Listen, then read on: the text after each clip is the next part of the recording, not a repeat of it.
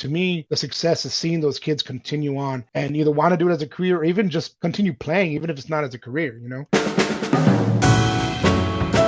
That's today's guest, educator Tim Gonzalez, challenging us to measure success differently. Welcome to Music Ed Insights. I'm leadership trainer and former band director Alan Fire, here with composer and co-college music education program head Steve Shanley. Each episode, Alan and I talk with national thought leaders in music education with practical insights for K-12 music educators. Steve, tell us about our guest. Tim Gonzalez graduated from the University of Texas, San Antonio in 2014, and from 2014 to 2020 was the sole director at Dwight Middle School in the South San Antonio Independent School District, where he earned the school's very first sweepstakes award with superior ratings from all 6 judges at the 2020 UIL Concert and Sight Reading Evaluation.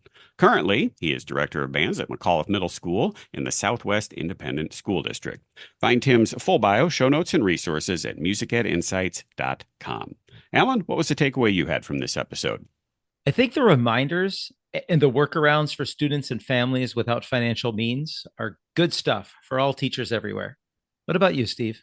The importance of having some like-minded friends with whom you can blow off steam and strategize. I think it's too easy for music teachers to devote all or most of their time to the school and their program, making them too tired or too busy to go out and have fun with friends and colleagues.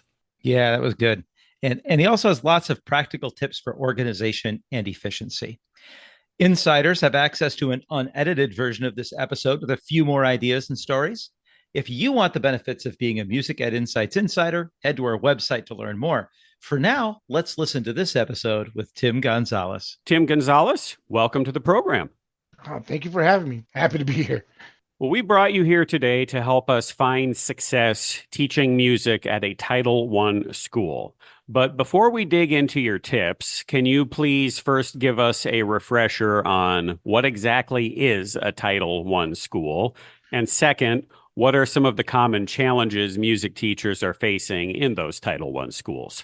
So Title I mainly refers to lower income families. Where I teach and where I've taught for my entire career, all of the students qualify for reduced or free lunch. And on top of that, you're looking at just right at the poverty line. And the issues you run into there are, one, you're not going to get kids that are going to get private lessons. Half your band is going to pay their fees, let alone rent an instrument. And then anytime you come to deal with money or transportation, or even just, sometimes just showing up to things because of certain things that kids have to do, because a lot of responsibility is placed on those kids with parents having to work multiple jobs or whatever. And so those are things at a Title I where you run into that you may not see at other places that don't have to deal with that kind of poverty level. So the title of your presentation that you gave at Midwest Clinic back in December of 2023 was Finding Success at the Title I School. How are you defining success in this context?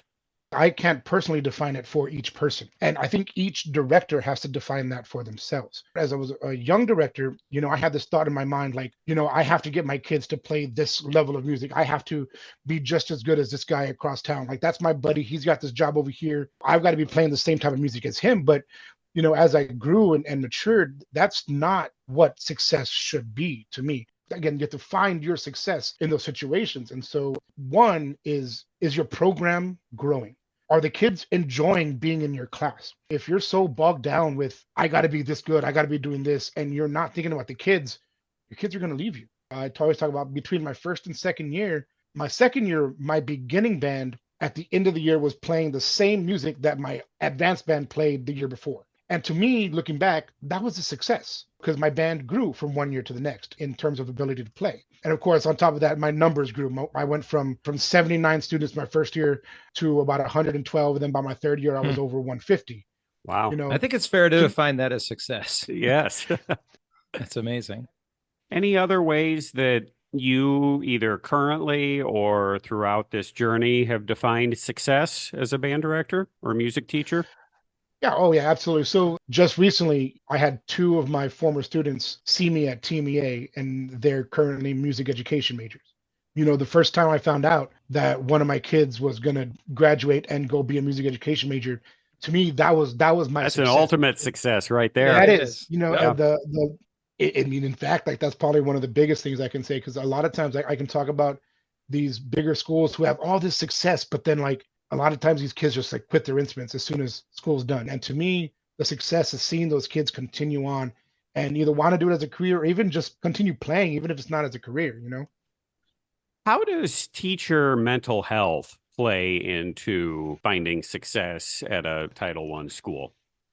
Your kids need you more than anything, and your kids need you at your best, especially when you're by yourself, if you're a sole director. If we're not in the right mental health, we cannot help these kids because again, a lot of those kids are going through so much. You know, it's something that I struggled with again those first few years was just going home depressed and like walking out to the parking lot and just banging my head on the steering wheel, just like, oh my God, what am I doing? Like, this is really hard, you know. One of the things that I mentioned is having what we call a PLC. Do you guys know what a PLC is? Yeah, professional learning community. Right, the professional learning community. We all talk about it in schools, but my professional learning community is my band director friends. We go out and hang out on a Friday night, and you know have a couple we're talking beers. about the best kind of PLC. That's one that the school and the district did not assign to us. It's one we created on our own. Exactly, it's our own PLC. But let me tell you, I did. All right, now I'm more excited about this. Continue. Yeah, so I call it my PLC, and guess what? I can actually put it on my official teacher evaluation stuff everyone has. But at the end of the year, I was like, yeah, I met with my PLC every Friday for so many hours. They didn't even know where I was. You know, just sitting and talking to other band directors face to face, you know, whether it was having a couple of drinks or like, you know, after the pandemic hit, it was getting on Xbox and, you know, playing Call of Duty and talking to my band director friends while we were running around doing crazy things on Call of Duty, but still talking about band while we're out there, you know, playing video games but we're sitting around and we're talking about like, hey, what are you doing for your AL? Like, what kind of problems do you have? Like, and the first few years I find my percussion buddies. I'm like, all right, man, listen, I can't get my percussionists to stop dropping their sticks. What do I need to do? So, you know, that kind of thing is helps with your mental health, is just being able to just get out there and talk to somebody, you know, and if you're not at your best, you're not going to do right by your kids. So yeah, find whatever it is. Take care of yourself first. Put on when the oxygen mask. Yeah, the oxygen mask on the plane. You got to take care of yourself before you can help others. Because it'll hit you, man, when those kids tell you some of the stuff that they're going through, you know. Well, I'd like to move on to some suggestions. I think in your presentation, you referred to them as cheat codes, which I love. What are some of the best? And bonus if they can apply to all music teachers and maybe not just middle school band. Oh, yeah, absolutely. So one of the main things I have is to set yourself up for success at the beginning of the year. What that meant for me is holding off on like getting the kids instruments and just making sure I have all their information down. And for me, it was Excel sheets or Google Sheets, parent phone numbers, parent emails, all that kind of stuff. And then putting it into to keep it in some sort of order, because that's going to save you a lot of time in the long run. You know, that first week of school is just a lot of logistics anyway. You know, the kids can wait for their instruments. Get yourself set up. Make sure you have all the kids in the right spot. Make sure you've got your stuff set up. Make sure you got yourself set up for the rest of the year. You know, yeah, a lot of times you want to get like, here's instruments, let's go play. We got to go. And, you know, if you've got the chance, boom, set yourself up for success when it comes to getting yourself organized. One thing I found out about a few years ago would have saved me a lot of time my first few years was something like mail merge, something I hadn't heard about when I was in college or when I was younger. And that saved me a lot of time in the past couple of years where, again, I have my stuff set up. I have my addresses. All right, cool. I got to send out letters to kids. Boom, click the mail merge. Boom, I got making letters. And everything just inputs it for itself. You know, if you haven't heard of mail merge, there's videos that can teach you how to do it and use it. It saves a lot of time. There's also a thing I learned about called just call them all. And it costs money. You've got to pay I think it's like 9 cents per call. But again, you insert the phone numbers, you record a message, and it sends out a message to all of your parents on the phone. So you're not sitting there in your band hall just calling, you know, hey, just want to remind you about this. Again, you're by yourself. You got to find ways to save your time. So there's call them all and there's text them all. And then, of course, there's those other apps like Remind, the band app, those kind of stuff to get communication out there. Another big thing is band officers. Elect these kids that will help you out.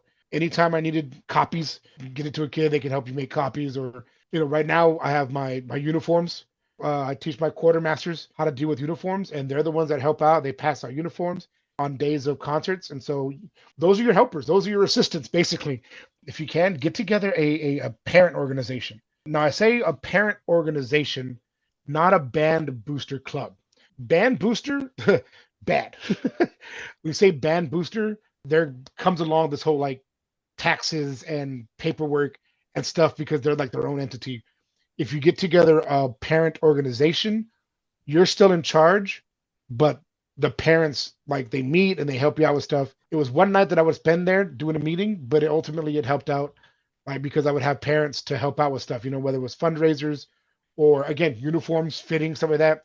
And here's the thing, especially in those like Title One area communities, they're real tight knit communities. And I wish I could show your listeners the pictures that I have in my presentation about when we did a fundraiser and we had like I have a picture of about 7 barbecue pits lined up, and all the dads and grandpas are just cooking, turning tortillas and cooking sausage. I barely had to. I had the meeting, and these guys showed up with grills and were there helping me grill sausage and cook tortillas for our sausage fundraiser. And that was, man, that was a big thing. It helped out. It was amazing. So I teach undergraduate music education students. Mhm. And when I have a Tim Gonzalez as a student, there's part of me that's like, yeah, he's going to be fine. He gets along with people. He's cool. Yeah. Ask students who their favorite teacher is, and they'll say, oh, it's Mr. Fire. Why? He's cool. Who's your favorite teacher? That's Mr. Gonzalez. Why? He's cool. And that is a thing that is very difficult to teach people. So I imagine a huge part of the success that you have found now, just based on our short time getting to chat, is due in large part just to your personality. And I appreciate that.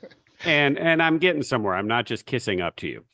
A little of both. So my question is, in your unofficial PLCs that you have, I got to imagine that over the years, someone, either a friend or another colleague, a peer, has asked you for help. And your first thought is, yeah, no Google spreadsheet's going to really help you. Like, you just kind of need to work on your personality. And do you have just some general advice for the people who maybe don't have the natural charisma that perhaps you have? Or maybe you're going to tell me, yeah, I didn't have that 10 years ago. I had to develop it, and here's how. Like, what advice do you have for people to just be like that teacher that's pretty cool, that the parents and grandparents want to show up and help with the barbecue, and that the kids want to show up and do their best for? You're right. There are some people out there, some directors who don't have that outgoing personality, but they're good directors, and they may not get that from their communities because they don't have that way to pull them in, and that is a tough thing. The only thing I can say is with that, it's more about it's just maybe just straight up communication, just in general. Because here's the thing: you don't need charisma if you're typing into an app. If you can get those parents to get the information, if you can send them those texts, and if you can send them, some people have charisma through text. Some people text better than they're able to talk, and that could be their thing.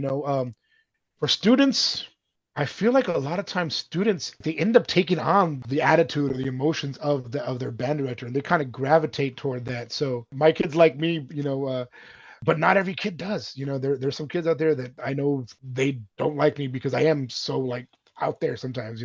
And there's going to be kids out there that'll gravitate towards that quieter type person. This person who's more maybe just kind of introverted and doesn't do the crazy things.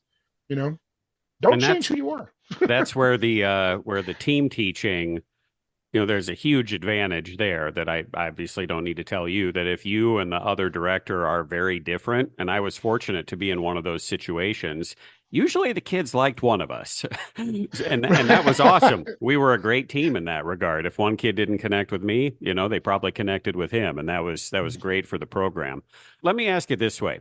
On a day where maybe you don't have the full-blown flu, you're not staying home, but you're pretty sick, you don't feel great, and you're going into work, what are the things that you're like, I don't really want to do this, but I know I need to, as far as, just standing by the door greeting kids, like you're like, I gotta act today. I gotta not show them that I'm sick. Right. What are the things that you're like, I gotta make sure I do this and this and this to keep that cool relationship I've established with the students? It's really funny because I actually just went through about 2 weeks where I had a sinus infection. I just got over that about a week or so ago. I think the one thing is, even when I was not feeling the best, like I need to smile, at least crack a joke or two. The other thing is just greeting them by name. It's like, hey, as they walk in, hey man, good to see you. Because you don't have time to do much else. But like, hey Aaron, good to see you. Hey, hey Jose, good to see you. how's everything? Cool. Like, hey, go get your stuff, get your stuff. That all seems totally natural to you, but it isn't to some people, including me. Like I had to be told, smile. It helps. And use their names. People like their name. People like their names. Use the name when you talk to them, and also give them some influence. Let them make some decisions about things. That's three things that I would say are very easy to implement that you don't have to be built full of charisma to do. And this is Alan's area of specialty more than mine, but those three things to me all seem like natural to some people, but very not natural to others. And for those who it isn't natural, totally doable. Yeah, I do like to let them make some decisions. Not all the time because they'll take advantage.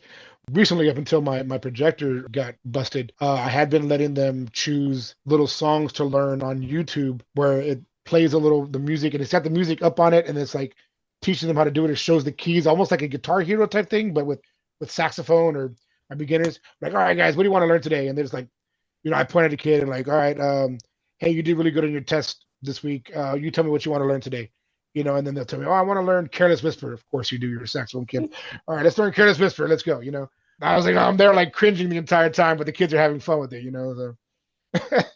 Well, thank you very much, Tim Gonzalez, for joining us today to talk about finding success in a Title I school. Can you stick around a few minutes longer for some lightning round questions? Oh, absolutely. Absolutely. All right, what's the best restaurant in San Antonio? All right, I'm going to tell you the one that I like to go to. People are going to disagree with me.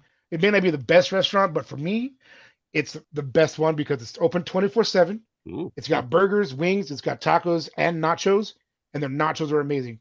It's called Chacho's, and there's 3 different locations in San Antonio. If you go to Chacho's, if you've got a big group, or the King Kong nachos, it's a giant, feeds about 7 or 8 people. It's amazing. That checks all my boxes. Open constantly, pizza, wings, nachos. Yeah, can't go wrong. How about a piece of music, composer, or performer that you wish more people knew about? All right, so I know if my college buddies listen to this, they're probably going to laugh at me or make fun of me, but there was a piece of music that I played, and because it was probably one of the most amazing experiences of my life, and it was Maslanka's 4th Symphony. And for one, if you don't know who David Maslanka is, look up David Maslanka, and then check out his 4th Symphony. It starts with this beautiful horn solo. At one point, it uses the clarinet, mouthpiece, and barrel to mimic crying babies. There's organ, just triple forte low brass near the end. Just the ending is just epic. It's a beautiful piece of music, and it's one of the most. It affected me because it was one of the most, probably one of the best experiences I had playing in my entire college career. And I wish more people knew about the piece of music when I talked about it. How about a favorite film or TV series? Right now, let's see. I have a couple of them.